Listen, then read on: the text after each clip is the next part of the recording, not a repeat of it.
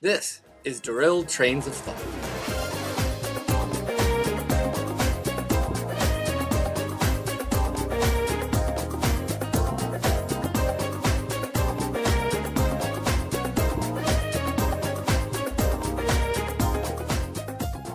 Welcome to Derailed Trains of Thought. This is Nick Hayden, aka Nicky Noodle. And this is Timothy Deal, aka Oklahoma Jones. Oklahoma Jones, that is a great name. Well, that's an old one from my playing pretend, as a kid. It was my version of Indiana Jones. Oh, fabulous. Use Oklahoma because that's where I was born. Oh, I didn't know that. Yeah, well, my family is originally from Indiana, but that was where my dad went to dental school. But anyway. Well, I'm coming to you from Indiana. It's like 20-some degrees here today. Nice. How's weather there in sunny Virginia Beach? Well, not so sunny today. It's been kind of cloudy, and I don't think we've gotten any rain. It's just been kind of cloudy, but it's not been that cold. It's been in the 60s. Yeah, yesterday it was 40 here, and then dropped down overnight, and everything iced up. It was good fun. Just in time for Black Friday, huh? Just in time for Black Friday, exactly. So, in case you're wondering, dear listener, why we're talking about the weather, let's go ahead and introduce Story School, and we'll explain.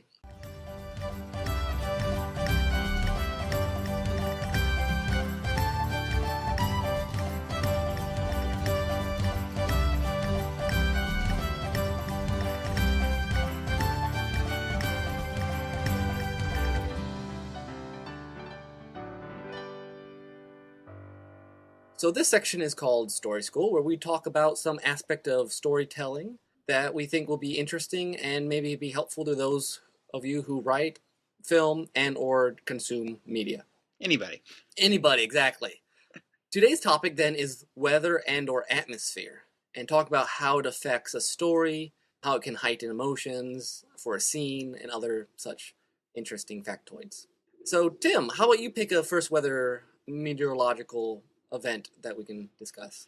Okay, well, since you mentioned rain, rain is probably one of the first story affecting weather conditions that comes readily to mind. We've all seen, climatic battles in the pouring rain, the battle between Jack and Evil Locke. See, I knew you had to bring Lost in. I thought the same scene. Yeah, that was the first thing that came to mind for some reason. But some other ones that come quickly to mind: the Beast versus Gaston in Beauty and the Beast. No, that's a good one. It's an awesome showdown. There's the battle in the third Pirates of the Caribbean movie. That's true. The whole thing takes place inside of Maelstrom, basically. Yeah. But it's also a good place it's a good setting when a character is rejected, if he's feeling depressed or lost or just overall sad. You see that all the time.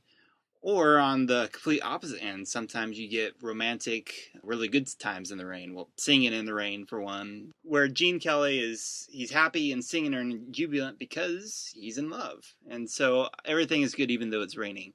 And this is also spoofed in the highly underrated film Lady in the Water. Oh, good. You brought that up, too.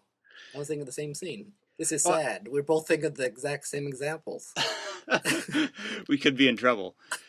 But they make such a point of it because I think the critic at some point in the film says something about, it's been so long so I don't remember the exact quote, but it says something about, I hate it when the hero and his girl get together in the rain and it's supposed to be, so happy and cleansing, and he's like, it's just dumb. And of course, that's the way the movie ends, is kind of a nod to embracing convention in spite of itself. Which is part of that whole movie. But, yeah. The interesting thing about rain, because I was discussing this topic with my wife, is the rain is probably one of the most multi-faceted weather events in any sort of story. I mean, because look, we have giant battles, real action-oriented scenes in it. It adds another level of epicness to it for some reason. Mm-hmm. And then you have, romantic things, and you have the complete opposite when you're all depressed. And it's interesting that one event can wear so many different faces.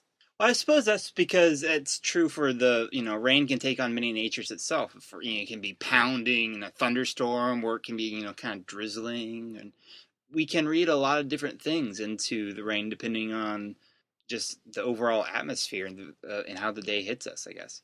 It's like rain's a multiplier. It just accentuates whatever emotion you're already going for. Yeah, that's a good expression of it. And singing in the rain, it's jubilant and life giving, whereas in other scenes, it's life sucking. Yeah, because it does have a, I guess, rain, because it's, water coming from the sky, always has this sense of life to it, whether it's, beating down life or lifting it up. Hmm. I don't know. I was trying to think in my own stuff if I've ever used rain to any extent. There was a story, Man Struck by Lightning Survives, where there's both a storm and then rain at a funeral, where it's very, supposed to be very monotone, very monochromatic. Hmm. But that's, oh, no, there was, I did use rain as life giving once in The Desert Woman, where it's the desert and there's no life, and the main character is this woman who she can't have a kid. She feels like she's barren, and then at the end there's this rain and the whole desert blooms, and then it's kind of symbolic because then she has a kid soon after. Nice. So it has that kind of symbolic aspect to it, which I think is something weather can do very well, is really add another level of meaning Hmm. to whatever you're trying to say. And I just have to throw in here a very famous example of rain or storms, which is kind of the dark end of rain, is Snoopy. It was a dark and stormy night. Very famous opening line for any writer. Yeah, which I don't think Snoopy actually invented, but still. No, I don't think he did either. But he should have. Well, at one time I read about whoever was the guy that came up with that line, but the details of it escape me now. Yeah, they started some sort of purple prose contest, I think, where they point out every year prose that is particularly overwrought. But rain kind of leads us into storms, where storms are often used for coming disaster. A number of movies or stories that have the storm is coming, or Yeah. The Return of the King is especially fraught with that. It's the quiet before the storm and before the forces of Mordor attack. because there is something kind of like God's wrath attached to storms, to the Hmm. coming storm.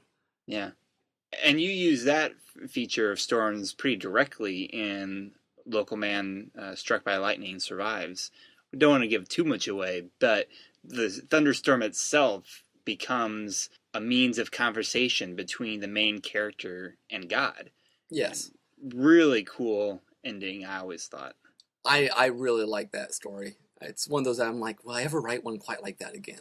I don't need to, since I wrote one like it, but yeah, storms themselves are rarely used in a happy context.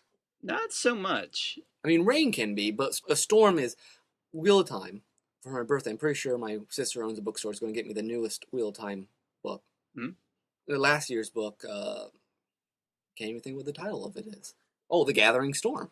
The first chapter is what the storm means. It's the whole book is basically kind of a here's this the last battle is coming, kind of just moving all the pieces into place and being real ominous, and so it's like an extended metaphor, because at the very end of the entire book, kind of the storm, because there's an actual storm cloud that's like Harley Moon that like is covering the entire land, and there's a break in it, and there's some sunlight that comes down, kind of like representing this big deal change that happened, Hmm. which it doesn't matter to our listeners who have not read it. But Robert Jordan uses weather for that sort of symbolism quite a bit, I know. Well, and it's interesting because I've heard Christians talk about the storm when and really enjoying thunderstorm just as an expression of the wildness and the power of God. But it's true we don't see that as much in the stories, and I wonder if that's because a lot of storytellers that's part of God that they fear that seems foreign and unapproachable to them. It'd be an interesting study of that. It would be, because I never wrote it, but I had this first chapter of a series of novels where this guy would walk out into the storms on purpose because he really liked existing in that, in the kind of the wrath of God, in the wildness of God. And then this guy dropped out of the sky and it started the story. I wrote a poem about it once too. Maybe I should hunt that up. But it really focused on that, like just absorbing all the rain, the wind, and stuff. Oh, second book of Strain Fred. Actually, there's the Rutsuian, which is a special sort of storm, and Fred's just yelling at it near the end of the book. Oh yeah, I love that moment. That's one of my favorites. But Doesn't the character Timothy, who I always thought had an awesome name, uh, doesn't the character Timothy in that book also weather a night out in the storm? oh yes, he does. Yeah, and that's in a very kind of well, yeah, because he weathers it, and he kind of, I guess, perversely likes weathering it because he has a sense of guilt for his parents having died. In his case, it's more of a case of inner turmoil, Yes. which I guess is not terribly unlike Fred yelling at the storm either, because poor Fred was really getting beaten down and he needed that. Yes, it was great, a great release for Fred at that point. Anyway, Yes, so storms, when the more I think about the atmosphere thing, I really like using weather. Weather to me is a great part of setting. I don't describe a lot of things, but I love having some, the weather kind of coincide or move along. Another one that I've used a number of times, at least I did in Squire, is sunrises and sunsets. now you mentioned this when we were talking about getting ready for this episode.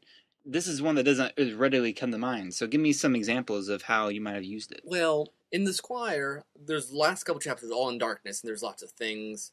It's all night and it's raining, and they're trying to take back over the kingdom, basically. And then there's this giant battle, and then the sun rises, and it's almost like it's a new day. Well, it's not. It is a new day, but it has that Uh-huh. symbolism of being a new day, also, which is usually how the sunrise is used. You see it in disaster movies sometimes, where the Sure. sun will rise and it's like everything's destroyed, but we're still alive. Yeah.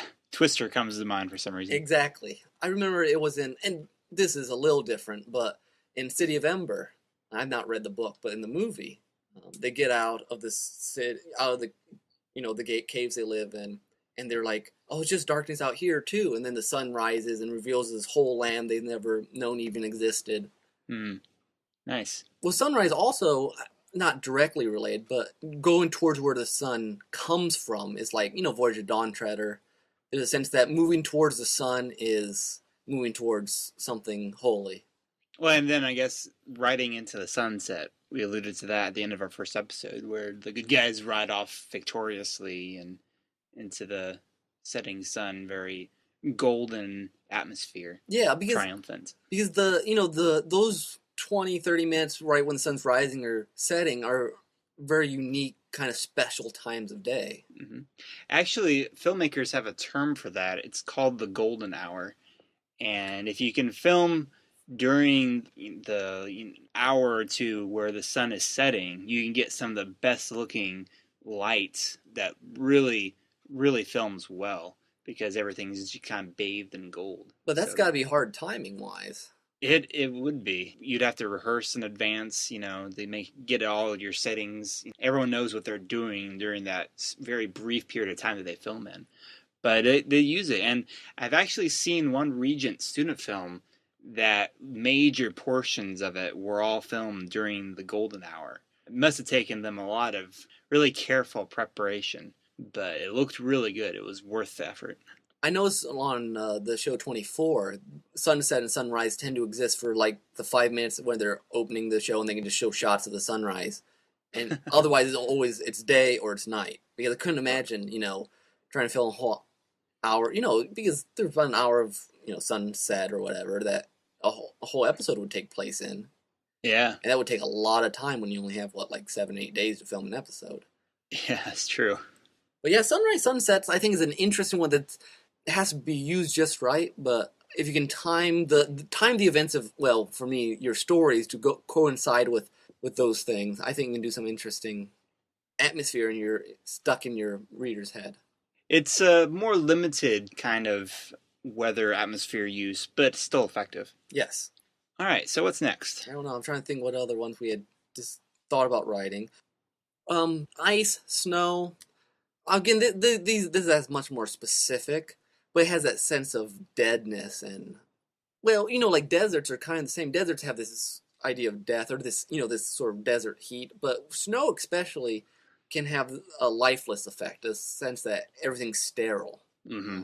Snow on the battlefield where everything is dead and frosted over. But on the other hand, it can also be very I don't want to say life-giving, but I'm thinking of the use of snow in The Lion, the Witch, and the Wardrobe. It's very interesting that because in one sense it does represent the snowy Narnia does represent a dead Narnia in a sense, but it also you get the impression of as soon as Lucy steps out of the wardrobe into Narnia, even that's a very magical effect. I'm thinking of the recent film adaptation where the first few steps out of the wardrobe where it transitions from coats to fur and she steps out into the snowy lantern waste where there's a lantern there, and it's a very magical effect, even though the snow over Narnia, having been there for a long time, represents a certain deadness. Interesting paradox. That's true, and I think especially falling snow has a lot more magicalness than just ice. Yeah, definitely. Look at falling snow compared to, again, going back to Narnia, the White Witch's, very dead castle, where, yeah, where you said everything is iced over and cold and So maybe that's the hard. distinction. Ice is more this cold, hard, unbendable stuff, and the snow has more of a magical, mystical quality to it. That makes sense. Yeah, that sounds right. Like, well, that's not so much weather. I was going to say sometimes going up into mountains and getting into the snow area, but some of that's the moving upwards. That's true. Yeah. Going to the high places. Yeah, going to high places has a symbolic effect. Snort, they're moving towards the mountains, and that has sort of a extra meaning to it. But that's not quite weather. Well, I was also thinking about time of the year in regards to this weather stuff, and it occurred to me, especially since we're coming up on the Christmas season, that take Home Alone, for example. A story wouldn't necessarily have to be told during Christmas time. Just a story about a boy being left alone and having to defend his house from burglars. Theoretically, that could take place at about any time of the year. But because it takes place at Christmas and you've got all the other feelings about families getting together and cheer and and joy and this kind of stuff, it becomes Kevin's loneliness becomes more pronounced. A little kid all by yourself. So not necessarily related to weather so much, but it being set at Christmas time still gives it a certain atmosphere that it would miss otherwise. That's true. And speaking of seasons, well, first off, I thought it would be interesting sometimes to take movies that we or stories that we know and change the weather from important scenes and see how it would change the whole makeup of how we interact with it. Uh-huh. But I hadn't thought of any good examples yet. Well, I was like trying to change, if Luke grew up on Hoth instead of Tatooine, would that change our perception of Luke? But that's almost more setting and not so much weather. Yeah, and I don't know if it would. I mean, those both be very deserted backcountry kind of places. That's true. That's why I was just experimenting with it. Didn't have a coherent answer. Well, at least we've got our Star Wars reference. We missed that last time. Unless you cut it out. Um, Look, about seasons, fall is another very interesting season because, it's dying, but it also has a sense of bittersweet happiness to it. That's very true. There's certain scenes that when the leaves are falling, they're happy, but they got kind of that subdued happiness. You don't have like big jump for joy scenes Yeah. in autumn normally. Now in bright sunlight and shorts and stuff, yeah. Mm. And sunlight is one of those things that is weather, but you don't. It's almost just the norm. Yeah. It's just going to be sunny unless something different is going on. Well, yeah, because in sunlight, that's where you get the best lighting for your scene anyway. So that's true. Summer weather is kind of just the default for a lot of movies. Yeah, it could also have something to do with all the movies that are filmed in California. Yeah, that's true. Well, I was thinking, going back to fall real quick, it occurred to me Asian films are especially good at using autumn. Oh yeah. Because they really love the falling leaves. And I'm thinking of the scene in Hero where there's an actual battle between the two women, and there's just leaves that are kind of flying up all over the place all around them, and it's kind of an expression both of the deadness that they feel because they've both lost someone the same man that they both really cared for, and just it becomes an outlet expression of the movement of the martial arts that they're doing. There are other cases where just the falling leaves can symbolize loss, or they carry a lot of meaning behind that kind of imagery. It's interesting. We keep talking about how much meaning weather transfers into a story. which shows you in normal life weather means something. It's just interesting that, I mean, as Christians, we don't think it's astounding that the weather means something. We think everything kind of is an expression of a personal God. Sure. But the fact that it does is still kind of intriguing. Yeah, especially since we see the same seasons, we go through the same seasons, every year of our lives, and yet the changing weather, it still reminds us anew of different facets of God, I think. And I've often thought that that's something that people who go down to live in Florida because they always prefer it to be warm are really missing something about how the seasons communicate different things and how there's a beautiful variety in the weather that I think, I don't know, I would hate to miss in a place that was constantly the same temperature. Yeah. Unless it was maybe Hawaii. Another weather effect that's used kind of sparingly and for good reason is fog. Fog is probably the most Mm, mysterious. I think yeah. fog probably shows up in mysteries more than any other novel. It's sometimes romance, though. That's true. I was thinking about fog earlier in relation to Casablanca. Have you ever seen that, Nick? I have. It's been quite a while, but I have.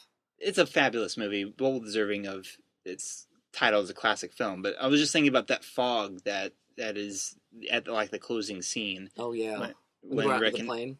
yeah, when they're at the plane and they're saying goodbye, and then Rick and the French guy go kind of walking off to the distance, and this could be the beginning of a beautiful friendship. That sounded more like Sean Connery than Humphrey Bogart, but anyway, there's something intangible about it, and that's kind of a bittersweet ending anyway. So When fog's it very fits. yes, and fog's very dreamlike, very ambiguous. You know, dream sequences sometimes you'll move things will move in and out of reality through fog. You know, Hound of the Baskervilles. You got the Moors in general, or the land equivalent of fog. But Yeah, well, that's Sherlock Holmes for you. yeah, They use the fog of London very effectively in the books. Very when mysterious a atmosphere. lot of the Gothic novels do, I think. You know, the sort of Jane Eyre, Frankenstein Hmm. have lots of that sort of oppressive weather. Which I think you use a little bit. Well, at some point we're going to actually tell this story on here, but I think you used that a bit in your short story Dinner at Twilight too, didn't you?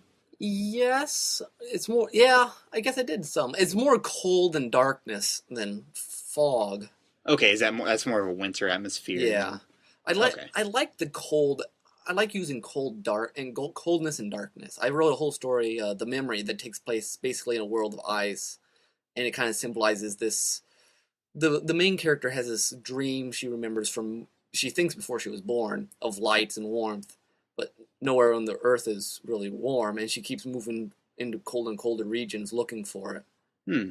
And so the ice is really kind of another character. And Dinner Twilight's a lot of just that, like Sunset. You know, it's the light fading away idea, Yeah. which works with the whole theme of the story as well. I was trying to think of different weather kind of atmospheres that I've used in mine, and I can't say that I've used as much. I mean, obviously, I haven't written nearly as much as you have. And it's harder in movies too to use. Weather's more writers. We can pull a storm out of our pockets, but filmmakers have to plan for Yeah, and it's not something that you can often do on a student's film budget. them. But one instance I could think of that I kind of use the atmosphere as plot significance, I think, would be my short story called A Tale of Fairies. Oh yeah. And it's probably the short story that I've written that I think has held up best over time, at least in my personal opinion. Because it's a story about, well, it's a story about storytelling in a sense. It takes place, well, this family that gathers together for a campfire beside the ocean, and they tell stories together. So it intercuts between this family telling stories and the story that they tell about a knight and fairies and a curse and stuff like that. I wanted the story that they told to differ a little bit from the scenes depicting them telling the story. So there was almost no dialogue in the story they told, but it was mostly dialogue in the scenes depicting the family. And yet I still wanted the scenes with the family to still have a sort of magical atmosphere, realistic, even whimsical, sort of the atmosphere that I've experienced that really stirs up my imagination. So I really had fun making it just a beautiful, clear, cool summer night. because I've never actually had a campfire by the beach, but I've had campfires and I've taken moonlit beach walks. So I sort of combined the two impressions. And I really had fun with the atmosphere. And I guess that's a case where the quiet weather, well, I guess it's night time, so it's a time of day that affected it. For our purpose, I would call night a weather. Okay. It made the story feel more complete in that even the scenes that were taking place in the real world, there felt something magical kind of tucked away just because in the still of the night, in the ocean tide, in the crackling fire, all that good stuff. Yeah, I think I remember that, and I think that works really well. Nighttime, I guess maybe we'll finish it off with talking about nighttime or the different elements. I mean, you're right. Nighttime can be very mystical, clear the full moon or the stars, and you can play a lot with, romance can happen in scenes like that, or just kind of whimsical or mysterious scenes. Hmm. I like to play. I mentioned this to you earlier. I like to play with complete darkness. Yes. Preparing for this, I realized that most of my major works involve at some point my main character going into a cave that's mostly dark. Uh-huh. And I don't know why exactly I do that. The largest example is Isle of Gold and Girl Called Snort. Yeah. And part of it, I think, is actually the downward motion. I think some of it too is the sense of disorientation associated with darkness, Hmm. and the sense of emerging into light. That's like I don't know, rebirth is probably too heavy of a term for most of the ways I use it, but that transition from light to dark, like sunsets and sunrises, but even more pronounced, I think, matters. There's Mhm. scenes that happen in darkness that in the light would not matter. In A Girl Called Snort, the Kingdom of the Blind is one of the most fascinating places in cultures I think you've ever come up with. This underground kingdom, essentially, that is complete darkness. No one can see anything. They have no means of lighting their surroundings. And so you relied solely on your descriptions weren't about how things looked, but about how things felt and how they sounded. And it was really fascinating to read. It was interesting to write too, to try to find new ways to explore your surroundings.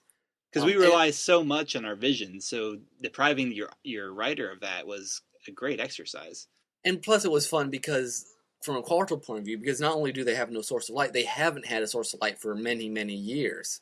Mm, Their entire way of dealing with the world is a way that only deals with basically darkness in your brain. yeah. I mean, that's all you ever. What's the parable? If your eyes are light, then Mm, good. But if the light in your eyes is darkness, how great that darkness sort of yeah. deal. I butchered that really bad, but that's the majority of the weather things I had thought up beforehand. And there are other ways. We just touched on a lot of the weather stuff, but there's a lot of ways that you can include a sense of atmosphere in your stories, and it doesn't have to be very long. Another example from one of my own stories was from Adopted Royalty, which is a story that I look back on and I see a lot of good and bad things in it. But one good thing that I really liked about it came early after this kind of nightmare sequence.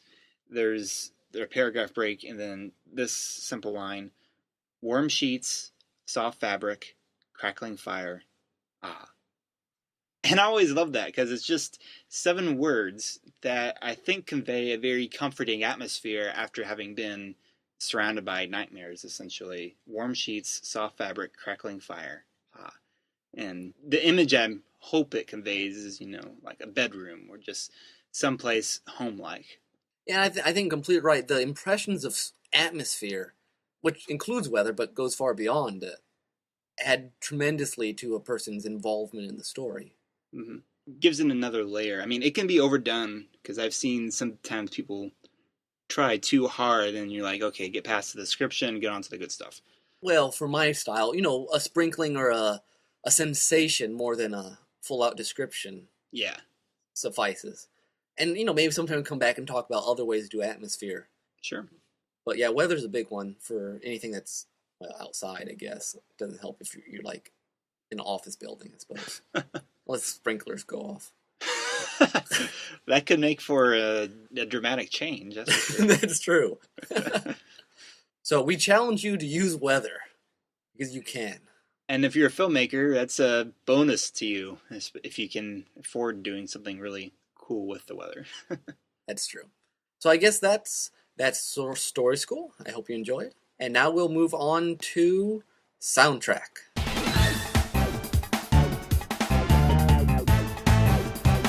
What's going on?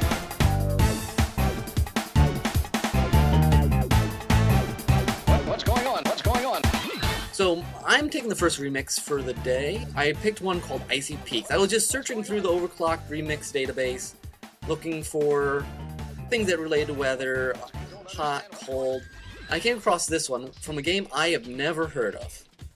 It is called, and Tim's going to laugh at me, Tohu Yu Yu Mu Perfect Cherry Blossom. Nice attempt. From what I understand, is a indie game maker in Japan makes these games, and it's a shoot 'em up. It sounds interesting. It's for PC, I believe. Yeah, I believe so. I enjoyed this. It's short. It's really beautiful. It's the guy who took his name is Justice Johnston, who remixed it. He made a violin suite, basically, but he played all 4 parts by himself. He recorded over himself 4 times and put together this piece called Icy Peaks. I hope you enjoy.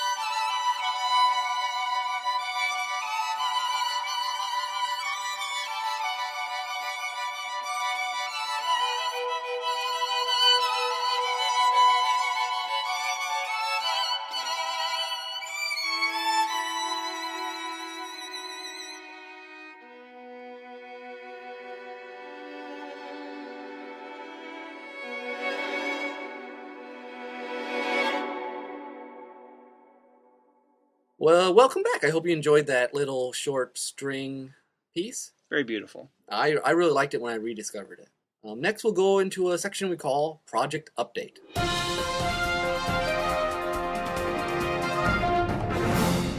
Tim, we'll start with you. What have you been doing? Have you finished your editing on the movie I can't remember the title of? A piece of cake. Yes. It's still in post-production. I'm a little sick of it, but it's nice. I'm taking a break from this weekend. I haven't touched the thing since Wednesday.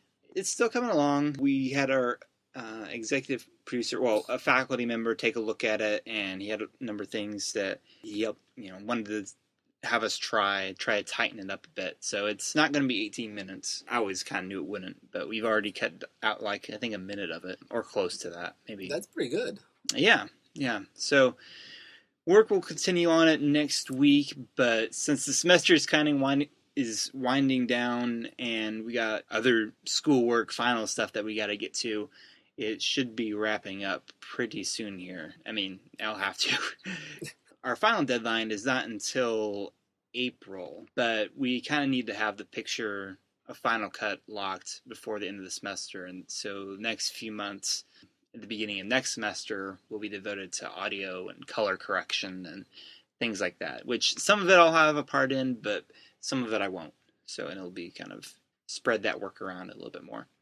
And then you're finishing up the semester in a few weeks, you said. Yep, finishing up the semester in a few weeks, and we'll talk about this. We're going to have to take a little break from the podcast because it's, end of the semester craziness time, trying to catch up on everything. And then we'll see what happens after that. Well, that's what's going with Tim. That's all you've got. That's all I got, yep. Well, I've just been working on Buckethead like a madman. And doing a great job, I should add. Oh, thank you. I feel like it's the most ridiculous thing I've ever written, but I'm having fun doing it. Man, I tell you, I don't think I've ever seen a hero get so close to dying, like halfway through his own story. Well, that's the thing. I get to these parts where I'm like, what am I going to do now? The problem with not having any plan at all is that I got to pull something out of thin air and hope it doesn't sound too Deus Ex Machina. I mean, there's a number of things that are relatively convenient, but that's kind of the nature of the beast at this point. But it's also fun to try to see what I can get away with. I suppose, yeah, if you were planning it more, you wouldn't keep the stakes so high so constantly. Yeah, I mean, which maybe it's a good thing that I didn't plan it, because I don't know if I would have written this sort of story otherwise. That's true. It would have been more unfolded a little less hectically. And there's downsides to the hecticness, but it's good to write at least one book like that, or long story. It's almost like a superhero story meets Die Hard, in a sense. It has a lot of Die Hard to it. I just like the idea of ramping it up constantly. Yeah, and it's not like your hero goes and deals with his alter ego life, his civilian life. It's like one long mission, essentially. It's almost more of an action movie than a superhero movie. Which sounds kind of strange, but yeah, it is very much like that. So yeah, I'm having fun with it. I know I figured out the epilogue, but I haven't figured out how to get there yet. And I wrote there that I probably won't be able to finish it by the end of November, partly because we had Thanksgiving, and I have my son's first birthday parties tomorrow. Will take up a lot of the day, and I've been kind of busy the last couple of days. But I think I'll finish it up early December. I don't think it has too much left to go. It's at about 20,000 words right now, which is not anywhere near what it should have been for National Novel Writing Month. But is that like 50,000 words? It's 50,000 words, yeah. That's insane. And which I know some people on Facebook and following have reached it. Uh-huh. If I had written 50,000 words of this sort of novel at this stake level, it would have been too exhausting for the reader, I think. Probably, yeah. It's meant to be about the life I've created for it, which would be between 25 and maybe 30,000 words, which still makes it, I think, the longest novella I've ever written. Isle of Gold being 19,000. Oh, is that all? Okay. So that's what I've been doing, and next month I'm hoping to, when the Buckethead's done, to start sending off some proposals for various books I finished. So. All right. When I have a chance, which I don't know when that'll be, might be after the semester, I do have a Leo video that I need to finally edit. One that I filmed over the summer, actually, but never actually had a chance to finish. At some point, it needs to actually get finished, because half the reason I made it is when I had long hair. And even now, already, looking back on it, it's like, I cannot believe it was that long. It's hilarious. So I'm definitely going to have to finish it, and hopefully, I mean, it'll probably be during Christmas break when I actually do it. But it needs to be seen. I'll look forward to it. Yep. So, I guess next we have another new section. We introduced several new sections last episode, and we have a new one this time. We call it Cinema Selections with Brian Churchill.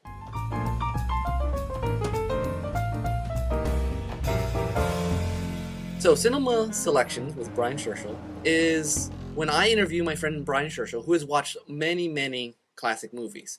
He's been working his way through various film lists, like the Top 250, AFI's Top 100, the National Film Registry, a variety of lists of what you need to see. And he's seen more than those as well. But we decided occasionally we'll talk to him and just get his input on interesting movie that he thinks other people should watch. This section's largely for if you've been interested in classic movies but don't know where to start. Hopefully some of these will pique your interest. And I think we should throw in a little bit of why we're bringing people in like Brian to talk about stuff. We like the idea of Derailed Trains of Thought being very community of storytellers and creative type people focused. It harkens back to when Derailed Trains of Thought was a writing group of writers encouraging each other with their craft. So we like bringing in other people besides ourselves who who are expert in one area or another. And we have plans to bring in several others over the next couple months, hopefully. Yeah. And although I'm technically the film student, Brian is much harder core film historian, film buff than I am. I think it's safe to say I've probably seen more classics than you, Nick. Yes, almost certainly. But Brian has seen way more. So with no further ado, this was taped previously, but here's Brian Churchill.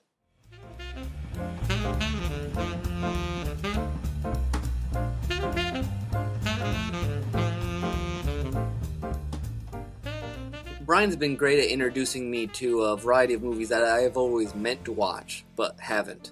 And that's kind of the main focus of this section here, is to introduce you to movies that you might have heard about and hopefully whet your appetite to go and watch them yourself. Today we decided to talk about The Best Years of Our Lives, which was released in 1946. Brian, give us the rundown on Best Years of Our Lives. Okay, Best Years of Our Lives is a real milestone in American movie history. For one, it sort of began what most refer to as the post-war film era, which began in 1946 after the war and ended, generally the consensus is 1962, sometimes it's up to 1964 or later, but generally around there. And this is a fantastic inaugural to the post-war film era. First of all, the topic is of The Best Years of Our Lives.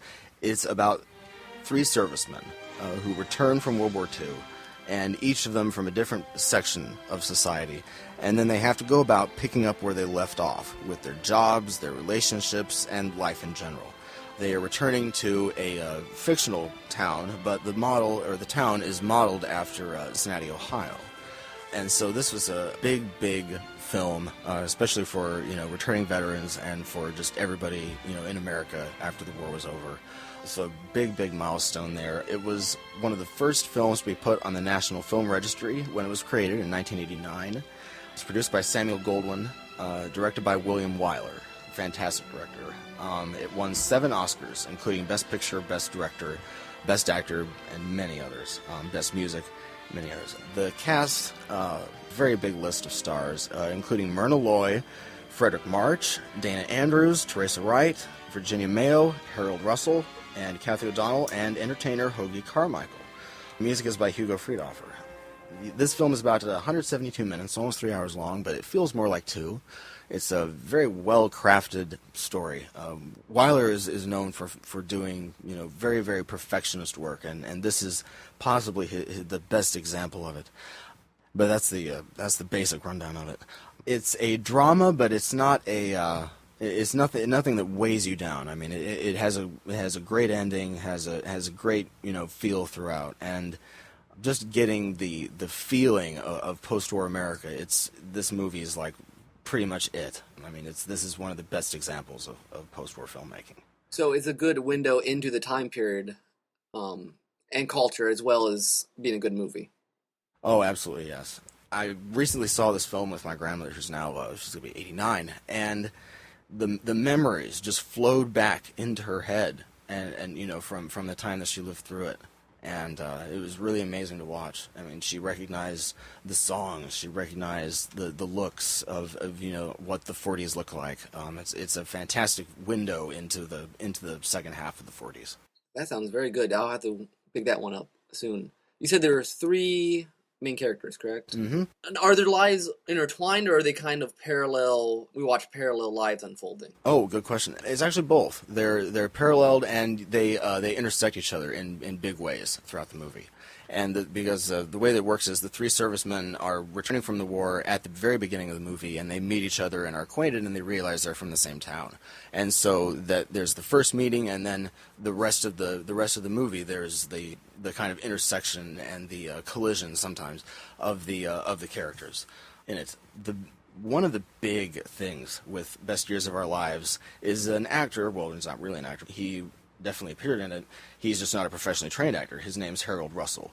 He holds the distinction of being the only person to ever receive 2 Academy Awards for the same role. He was a real-life war veteran. He lost his arms, most of his arms, in World War II in real life, and he was added to the cast as the most direct way, to see a post-war veteran. And so He was put in there, and he did extremely well. He won the Oscar for Best Supporting Actor, and he also received an honorary award for, quote, bringing hope and courage to his fellow veterans through his appearance in The Best Years of Our Lives. And so that was his second Oscar. It was an honorary Oscar. Wow, that's a really unique story to go with it. Yes, and he is fantastic in the movie. He received a minimal amount of actor's training in order to do the movie, so he comes off in a very realistic and touching way, and he's so natural as well. He just has a very natural way to him, and just a very appealing personality that puts so much extra feeling into the movie to actually have, a post-war veteran. And I guess, not giving too much away, but on the ends of his prosthetic arms, he has a hook on each end. And behind the scenes, when he would meet somebody and they would go to shake hands, well, he would just hold out the hook and he'd say, "It's okay, just grab a hold of it and shake it, it's all right." And so everybody at the studio was able to get used to it very quickly, of course. And that's what a lot of the film is about too. It's obviously these guys have been gone for years, and they've been, they'd seen all these things, had been through combat and so many other things that was the life of the war. And so you were able to also look into, this movie is a very good way to look into what the veterans had to go through, and just everything that they encountered, was trying to readjust to post-war American life and the economic boom that occurred shortly afterwards.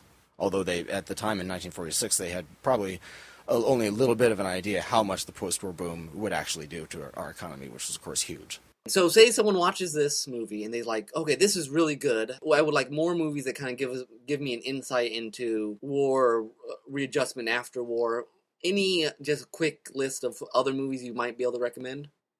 Movies that occurred during a war, I would one that's also on, that we'll eventually get to, is Bridge on the River Kwai, which is kind of an anti-war film, but at the same time a war film in and of itself, and it's about men who are forced to work in a Japanese labor camp to build a bridge. Another one that I would suggest would be another movie called Stalag 17, which is about a German POW camp that has Americans and various other nationals, but mostly Americans in it. Another example would be The Great Escape from 1963, which involves the escape of POWs from a German war camp, and so that's also a very big one.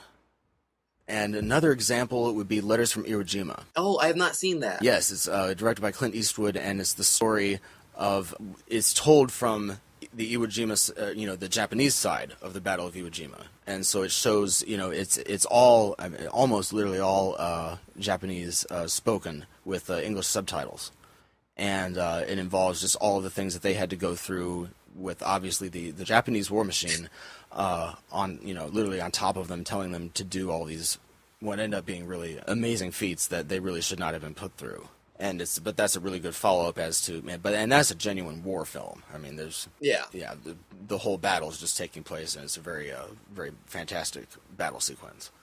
Yeah, it doesn't seem like there's, from my knowledge of movies, which is not as great as yours, that many movies that show the readjustment afterwards. Right, and that's what makes this movie a little bit different. I mean, we've had a few movies coming out recently about the gear down of Iraq and various conflicts, and I haven't really seen all that many of those, because so often I'm just pouring through classic films that go all the way back to the early 20s. But there have been quite a few, and I don't know if they really address that. It may be that The Best Years of Our Lives could end up being the ultimate, post-war kind of film, as far as just showing how to readjust from living a war for years on end and not seeing your family, and then just coming back and having to start back over again.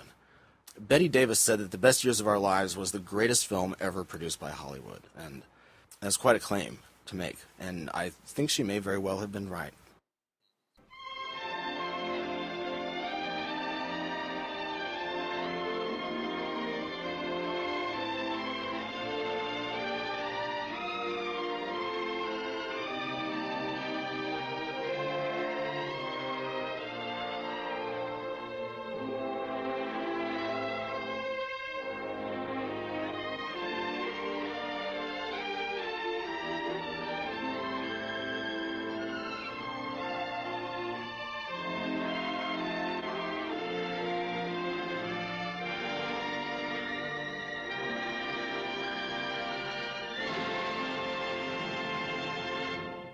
All right, and we're back, and that his talking about the best years of our lives makes me want to go rent that movie. Yeah, same here. I was happy that I have seen a couple of the World War II era films that he also recommended. Bridge on the River Kwai is just a classic. If you haven't seen much of Alec Guinness, aside from his classic role as Obi-Wan Kenobi, that's also him in a very different kind of role, but very good stuff. And The Great Escape, which is also an excellent movie and is alluded to a lot of times in Chicken Run. That's true. We'll finally move on to one of our last sections, which is Crackpot's Corner. Tim, what do you like to start this time? Sure. Here's an old idea that I had, and this is one that came to me back when reality TV was somewhat new, the Survivor kind of stuff. To be honest, I'm not a fan of most reality television, mainly because, well, put it this way, I like game shows. I think game shows are interesting, but I don't like the creation of drama in a sense that's like high school drama. The bad kind of drama where you're basically just gossiping and picking apart other people. That's why I've never been that interested in Survivor or Big Brother or shows like that.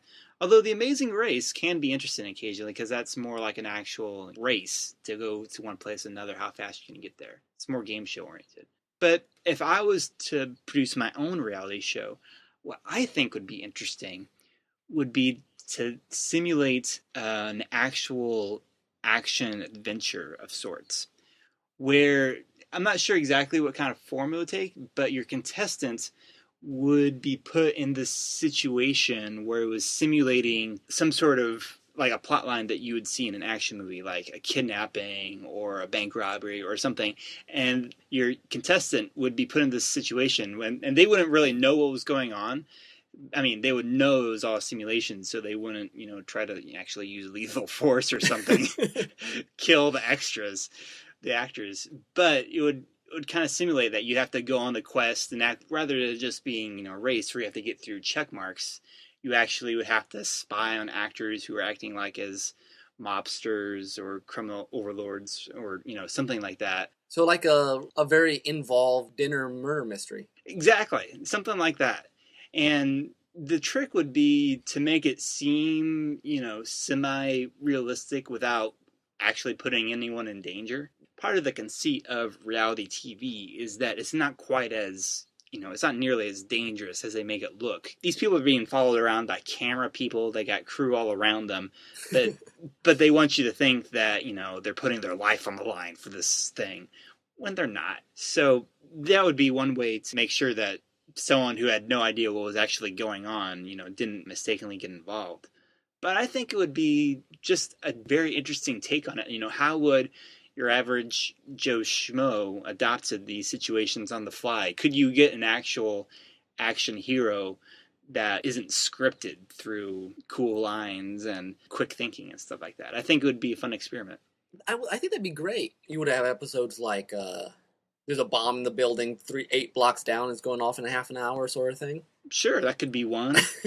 It could be a case of, well, maybe you could do like a treasure, national treasure sort of thing. Where that'd be cool. Yeah, you have to track down an ancient thing. And maybe it's even a case where it's a couple contestants. Maybe it's a couple even, and the guy's girlfriend gets kidnapped at some point, and she can have her own side adventure where she's trying to escape, because that's always a fun kind of the smart hostage that can get out of the situation by themselves, MacGyver sort of thing. And then the boyfriend's trying to get his girl back, but it's pretend. So that would be very cool. And then if you could have a scripted boss or someone who give them hints now and then if things got too slow, I suppose. Yeah, very possibly. It'd be very tricky to design. I mean, I guess in a sense it would almost be like designing a video game, because they have planned, encounters and situations and stuff like that. A very detailed LARP. Yeah, essentially live action role playing. Yeah, very detailed kind of form of that. But I think it would be an interesting television show. I'm actually surprised they haven't tried something like that. Yeah, I don't know. I don't know if they just haven't found a good way. If it'd be too complicated, with actors and trying to get stunt people. I mean, how do you train? You don't know what kind of stunts the person is liable to pull. Maybe there's just too much legal liability there. I have no idea. No, that could be. you'd have to find ways to narrow the range of options for the character. Otherwise, you can't plan for 10,000 contingencies. Yeah, that's true. And I guess that'd be the real trick. But maybe some sort of escape from prison or something like that. That's Or true. from the evil bad guy's lair. There's certain setups you could make that would work, I think. Yeah, I think so too. Remember Legends of the Hidden Temple on Nickelodeon? Yes, I was just thinking that. It's similar to that because that was always the coolest part, going through the temple and trying to escape the guards and stuff like that. And so something like that on like a wide scale basis for adults, I think would just be a blast. You know what you need? You need to get one of those planned cities. Like the sort of things they use for the Truman Show. Oh yeah, there you go. That'd be really expensive, though. Well, if you did it on like, a Hollywood set is That's true. sort of like that to a degree. I mean, if you've ever taken tours, well, I don't know if you've ever taken tours at like Warner Brothers or Universal Studios, but that's kind of what they have, miniature towns or cities. See, that would be cool. Yeah. So get on that, you TV Mongols out there who are definitely listening to our podcast. Come on, Mark Burnett. It's the next big thing. Jerry Bruckheimer. Can you imagine a Jerry Bruckheimer Yeah, there we go. reality show? Yeah, Nicolas Cage can host it. Okay. I really want to see it happen now. So my idea was kind of on the completely different end. I had this idea, and I don't know if I've mentioned it to you before, Tim, but doing really short, like 1-minute videos of just a collection that would kind of highlight a person's life. Not his life, his day. And the point of these movies would be to kind of accentuate all those little mundane things that happen that are kind of cool. Here's the one that I had started out with. Is that it would start out with, be like this scene of a guy, he's like sleeping. And then it would cut to him sitting on this bridge over this creek. Real soap opera vision sort of lens. And then kind of go back and forth. He'd kind of roll around in bed, and then it'd be closer in on him, just all enjoying himself by the creek, and then intersperse him back and forth, and then go back to the bedroom finally. He'd get up, and he'd walk out of the room, and then you'd hear the toilet flush. And the idea would be, he was dreaming of this creek, and you get more and more, as you get closer to his dream version, it'd be more and more of the sound of the water and everything. I just thought it'd be a really clever way to... just that experience that everyone's had of, okay, I gotta get up and go to the bathroom in the middle of the night. Uh-huh. But I thought it'd be cool to pick a number of times during the day where you could do this little 1-minute humorous version of something that's happened to everyone. I like that. So it kind of brings up, or makes a small moment seem more epic. Exactly. And which is, I guess, something that's run through a variety Cobblestones, which I don't know if we've mentioned on the podcast before. Cobblestones was this idea I had of writing stories of different people in this small town, and we had various authors. They would go from person to person. But I always liked Cobblestones because you could take normal people and make their lives interesting. And this is kind of that done on a micro scale.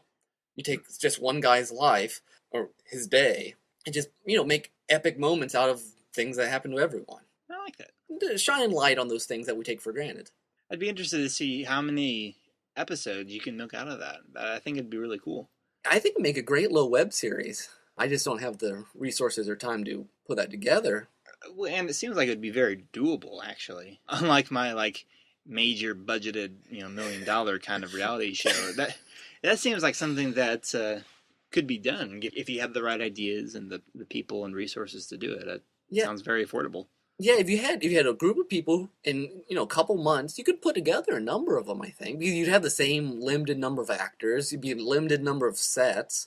Mm-hmm. You'd have to decide straight up, if the guy is he a bachelor? Does he have a family? Those change what sort of moments you use, but... Right. But I think everyone would just be called, the title would just be the time of day, like 3:02 a.m. And that'd be that one. And then, it'd be like 7 a.m. It'd just be something with an alarm clock, maybe. I don't know. It'd be interesting to actually vary it. I mean, it's nice to have one guy going through all the things in his day, but it could be interesting to do, maybe the second season would be, if you do call it seasons or groups or series or something, would be about a completely different person. So then you'd have different sort of situations. I like that. I could see a parent having some very turmoil-filled days dealing with a bunch of kids or something like that. That's true. Or you could, if you got clever, you could intertwine them. Ooh. Which is probably what I would try because I like that sort of thing. But it might not be the best. But I could see if you had the right group of people, that would be a fun, year-long project to put Yeah. together a number of these and then release them like weekly and build a whole buzz around them, and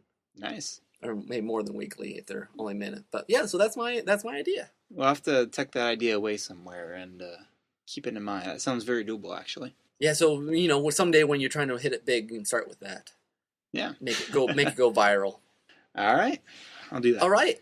I guess that's our Crackpot's Corner. Okay, contact info, Tim. All right.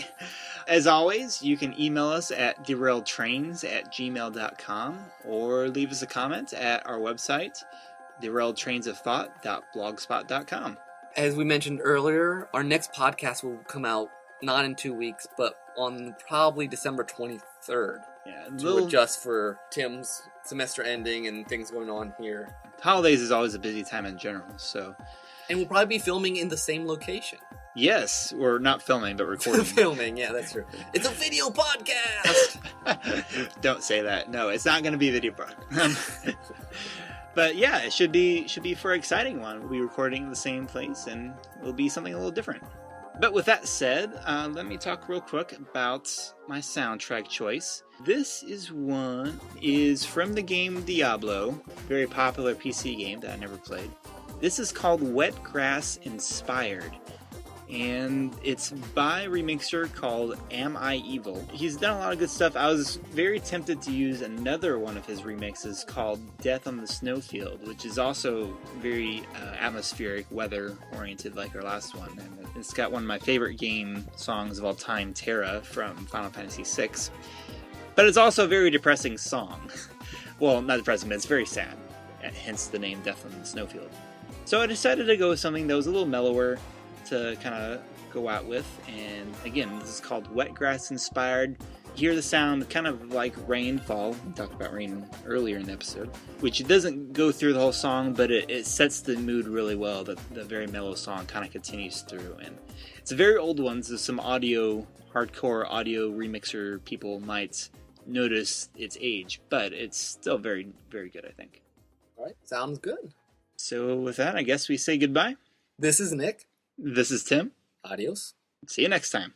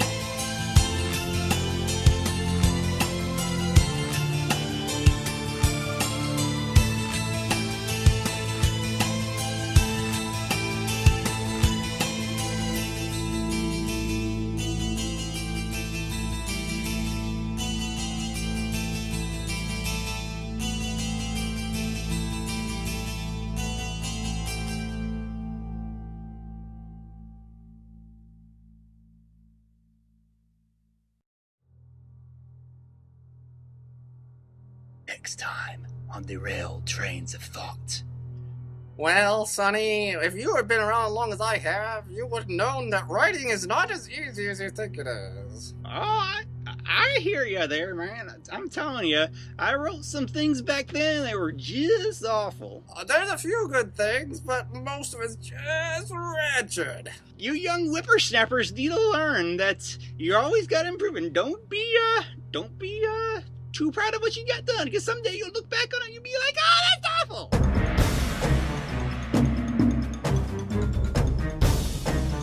Next time on Derailed Trains of Thought.